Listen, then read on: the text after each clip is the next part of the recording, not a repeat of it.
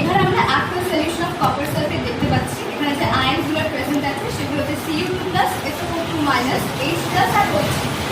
এখানে যে কপার ক্যাথোডটা আছে, এখানে Cu2+ আয়নটা রিডিউস হয়ে গিয়ে কপারের প্রোডাকশন হচ্ছে, আর সেই কপারটা এই ক্যাথোডে ডিপোজিট হয়ে গেছে। এবং যেখানে অ্যানোডটা আছে, কপার অ্যানোডটা, এই কপার অ্যানোডে Cu-টা অক্সিডাইজ হয়ে গিয়ে Cu2+ এর প্রোডাকশন হচ্ছে, আর Cu2+টা আস্তে আস্তে কপার অ্যানোডটাকে ভেঙে দিচ্ছে। আর যে ব্লু কালারে দেখতে পাচ্ছি সলিউশনে, ওটা আনচেঞ্জ থেকে যাচ্ছে এই কপার ইলেকট্রনের প্রেজেন্সের জন্য। Thank you. এরা আসতেছি আরিত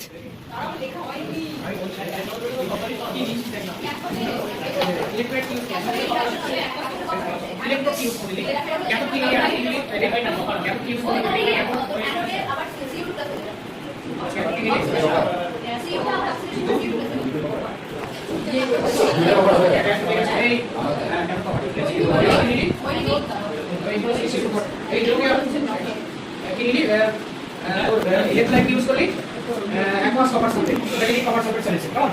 আর ইলেকট্রোড কি ইউজ করলি? ইলেকট্রোড কি ইউজ করলি?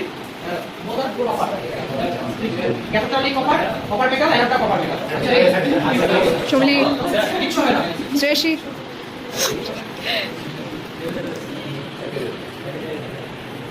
মুখস্থ করে নিল নো কনফিউশন। কনফিউশন অবজেক্ট কি দেখছিস সামনে দেখছিস তাই?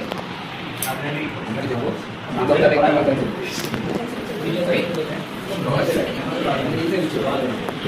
আই কম পাচ্ছি খুলে দাও। আমি ক্যামেরা শুনতে আগে এমনি খুলে দাও। আমি এই সার্চার দেখি একটু এটা দেখা